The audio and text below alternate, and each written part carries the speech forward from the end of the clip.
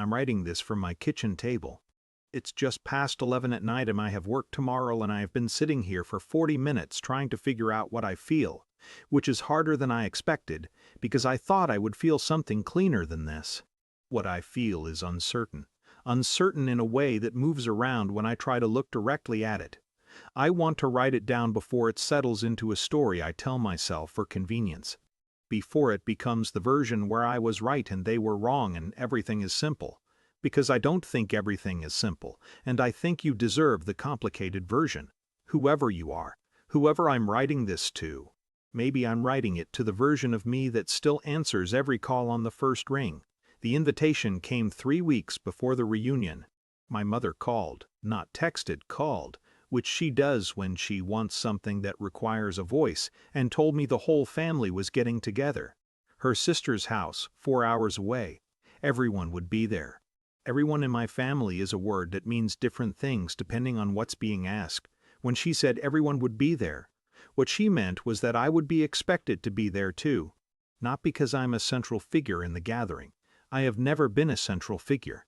I am the one who lives alone in the city, who works in logistics, who sends birthday money on time and doesn't ask for much and hasn't caused any significant drama since I was 22, which I think they have never fully forgiven me for. Drama, in families like mine, at least gives you a recognizable role. My role, as best I can determine, is available. I said I'd come. I took 2 days off work. I drove 4 hours on a Friday evening and arrived to a house that smelled like my childhood and felt like a test I hadn't studied for.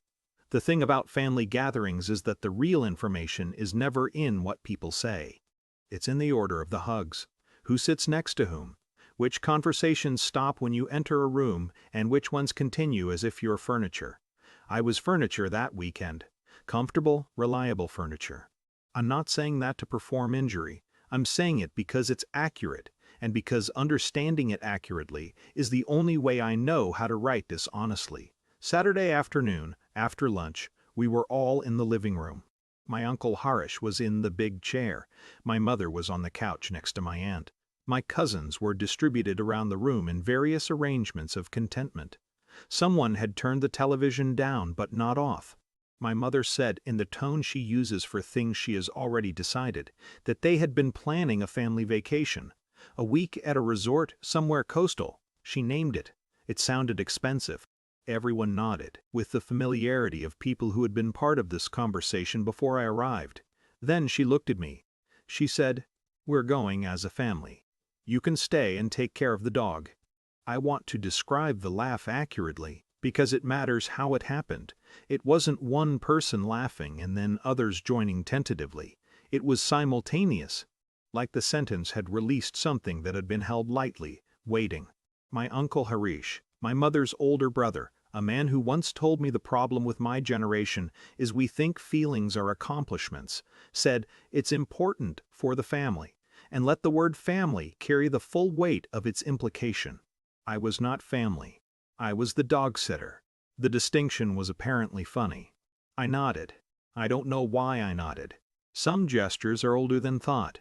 I have been nodding in rooms like that one since I was a child, when nodding was the fastest way to make the discomfort stop and let the room return to its natural temperature. This nod felt different. I noticed it feeling different even as I did it.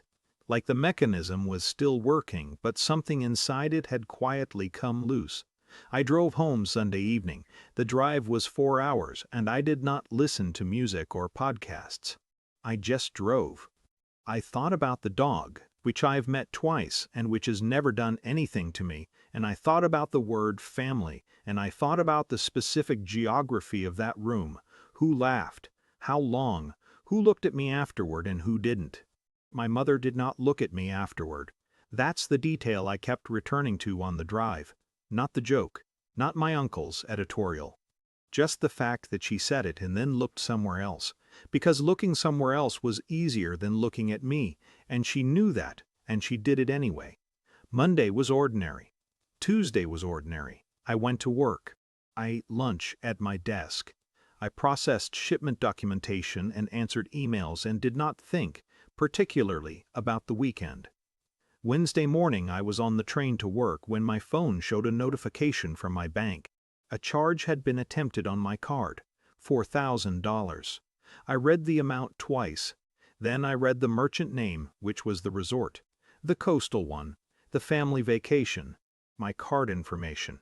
I traced this later in my head, had been used to book a hotel room 18 months ago when my mother visited the city and her card was declined, and I had handed mine over without thinking, the way you do, the way I always do, and apparently it had been saved somewhere accessible to someone. I sat on the train and looked at the notification. I pressed decline. It took less time than it took to read the amount. The train pulled into my station. I got off. I walked to work.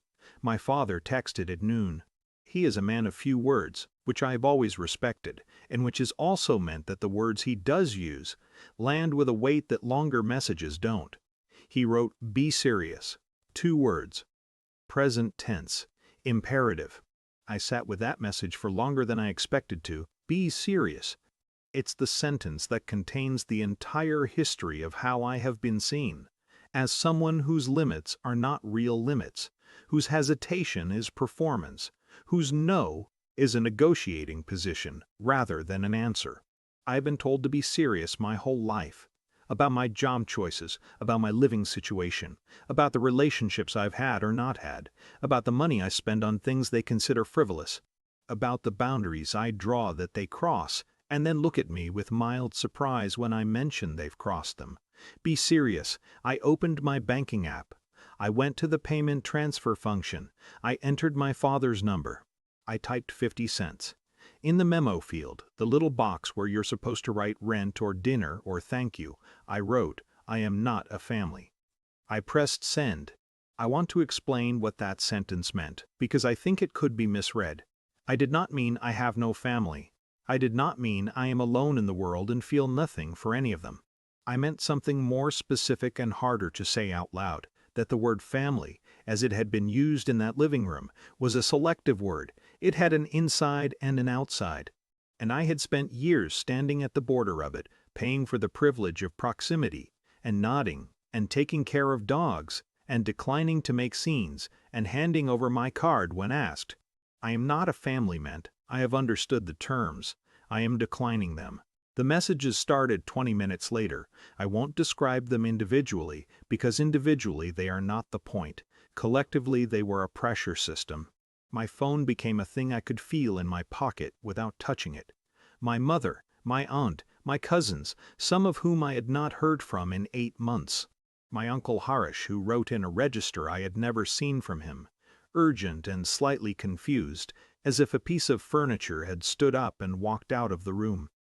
53 messages in approximately 2 hours. I read some of them. I skipped others. I put my phone face down on my desk and finished the report I was working on, and then I picked it up again and read a few more and put it down again. What I felt was not what I expected to feel. I expected anxiety. The particular whole-body anxiety of having caused a scene, of having broken the unspoken rules, of having let people down who had expectations they never stated but somehow made into your responsibility. I have felt that anxiety my entire life. I know its texture. It wasn't there. What was there instead was quieter and harder to name. Something like the feeling after a long noise stops. Not silence exactly, but the recognition of what silence is. When the messages slowed, around 8 in the evening, I did something I had not planned. I ordered food from a place I like but rarely justify, a restaurant 2 blocks away that charges what my family would call ridiculous prices for the portion size. I walked there and picked it up myself. I brought it home. I set the table properly, which I don't always do when I'm eating alone. Plate, not the container. A glass of water. The lamp on instead of the overhead light. I ate slowly. I didn't read anything. I didn't watch anything. I just sat at the table in my own apartment, in my own city, and ate food I chose. And the 53 messages were still on my phone, and I had not responded to any of them, and the $4,000 was still in my account, and none of that felt like victory. It felt like the first meal I had eaten in a long time, where I was the only person at the table I had to consider. I don't know what Christmas looks like now.